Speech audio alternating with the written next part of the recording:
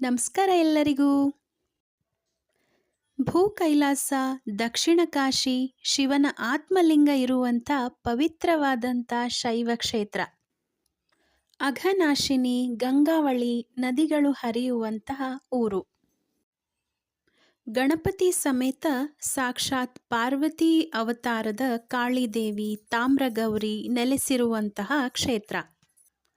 ಪರಶುರಾಮರು ನಿರ್ಮಿಸಿರುವಂಥ ಸಪ್ತಕ್ಷೇತ್ರಗಳಲ್ಲಿ ಒಂದು.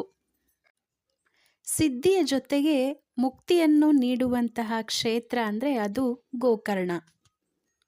ಹೆಂಗೂ ಶಿವರಾತ್ರಿ ಹತ್ತಿರದೊಳಗೆ ಅದ, ಹಾಗಾಗಿ ಶೈವ ಕ್ಷೇತ್ರಗಳಲ್ಲಿ ಮುಖ್ಯವಾದಂಥ ಕ್ಷೇತ್ರ ಅಂದರೆ ಅದು ಗೋಕರ್ಣ. ಹಾಗಾಗಿ ಇವತ್ತಿನ ವಿಡಿಯೋದೊಳಗೆ ಗೋಕರ್ಣದ ಬಗ್ಗೆ ತಿಳ್ಕೊಳ್ಳೋಣಂತ.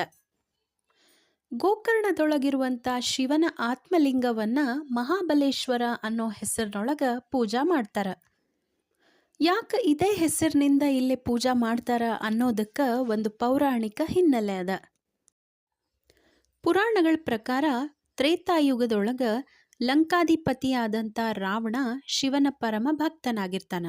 ಅದಲ್ಲದೆ ರಾವಣನ ತಾಯಿ ಕೈಕಸಿನೂ ಶಿವನ ಭಕ್ತಳಾಗಿರ್ತಾಳ. ಪ್ರತಿದಿನ ಕೈಕಸಿ ಸಮುದ್ರದ ದಂಡಿಗೆ ಹೋಗಿ ಶಿವನ ಲಿಂಗವನ್ನು ಮರಳಿನಿಂದ ಮಾಡಿ ಪೂಜಾ ಮಾಡ್ತಿರ್ತಾಳ. ಒಮ್ಮೆ ಸಮುದ್ರದ ಅಲೆಗಳಿಂದ ಕೈಕಸಿ ಮಾಡಿದಂಥ ಮರಳಿನ ಲಿಂಗ ನೀರೊಳಗ ಕೊಚ್ಚಿ ಹೋಗ್ಬಿಡ್ತದ. ಇದರಿಂದ ಕೈಕಸಿಗೆ ಬಹಳ ದುಃಖ ಆಗ್ತದ.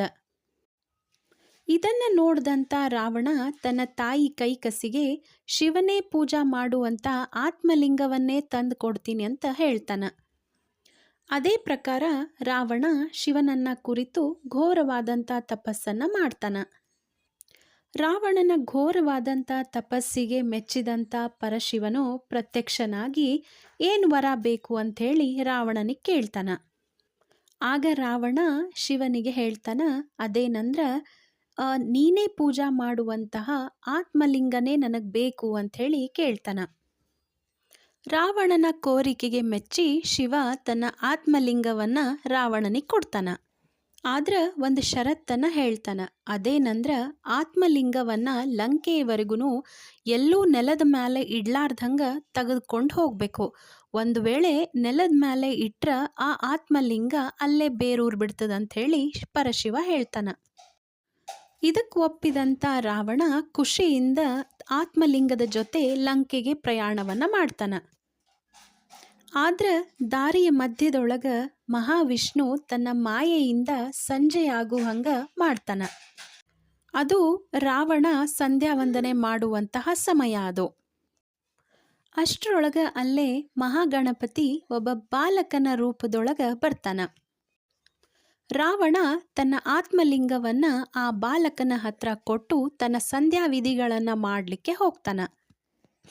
ವಿಷ್ಣುವಿನ ಮಾಯೆ ಪ್ರಕಾರ ಗಣಪತಿ ರಾವಣ ಬರೋದ್ರೊಳಗನ ಶಿವನ ಆತ್ಮಲಿಂಗವನ್ನು ನೆಲದ ಮೇಲೆ ಇಟ್ಬಿಡ್ತಾನ. ರಾವಣ ಬಂದು ಎಷ್ಟೇ ಪ್ರಯತ್ನ ಪಟ್ರೂ ಆತ್ಮಲಿಂಗವನ್ನು ಮೇಲೆತ್ತಲಿಕ್ಕೆ ಸಾಧ್ಯ ಆಗೋದಿಲ್ಲ.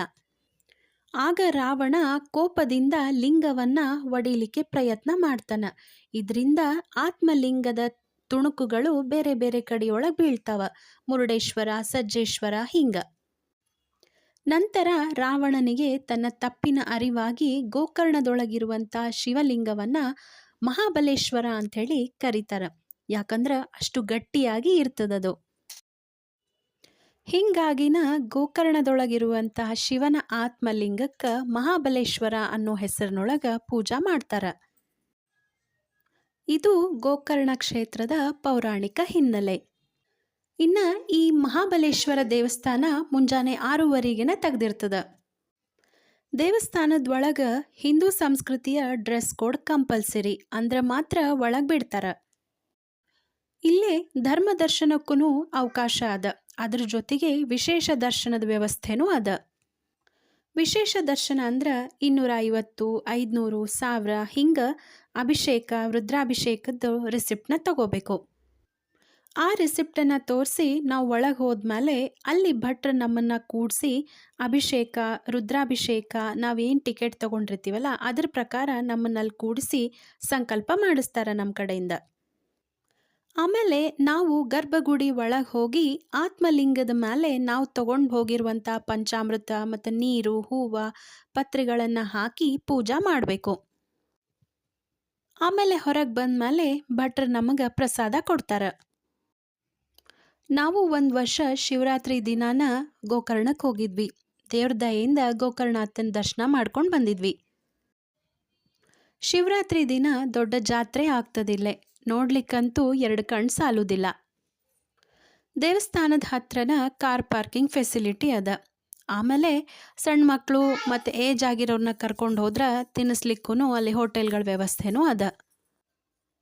ಅಲ್ಲೇ ಇರ್ತೀವಿ ದೇವಸ್ಥಾನದ ಹತ್ರನ ಅಂತಂದ್ರೆ ಅಲ್ಲೇ ನಿಮಗೆ ಸಾಕಷ್ಟು ರೂಮ್ಗಳ ವ್ಯವಸ್ಥೆನೂ ಅದ. ಮಹಾಬಲೇಶ್ವರ ದೇವಸ್ಥಾನದಿಂದ ಹೊರಗೆ ಬಂದ ಕೂಡಲೇ ನಮಗೆ ಸಿಗೋದು ಗಣಪತಿ ದೇವಸ್ಥಾನ. ಅಲ್ಲೂ ತಪ್ಪದೆ ಹೋಗಿ ನಮಸ್ಕಾರ ಮಾಡಿ ಬರಬೇಕು. ರುದ್ರಾಭಿಷೇಕ ಮತ್ತು ಪಂಚಾಮೃತಕ್ಕೆ ಬೇಕಾಗಿರುವಂತಹ ಹೂವು ಪತ್ರಿಗಳೆಲ್ಲ ದೇವಸ್ಥಾನದ ಮುಂದೆನ ನಿಮಗೆ ಸಿಗ್ತಾವೆ. ಗಣಪತಿ ಗುಡಿ ಮುಂದೆ 20 ರೂಪಾಯಿಗೆ ಮಲ್ಗೆ ಹೂವು ಮತ್ತು ಕನಕಾಂಬರಿ ದಿಂಡು ಸಿಗ್ತಾವೆ. ಅವು ಮಾತ್ರ ಭಾಳ ಚಂದ ಇರ್ತಾವೆ. ದೇವಸ್ಥಾನದಿಂದ ಸಮುದ್ರನೂ ವಾಕೇಬಲ್ ಡಿಸ್ಟೆನ್ಸ್ ಒಳಗೆ ಅದ. ಹೆಂಗೆ ಅನ್ನಿಸ್ತು ಇವತ್ತಿನ ವಿಡಿಯೋ?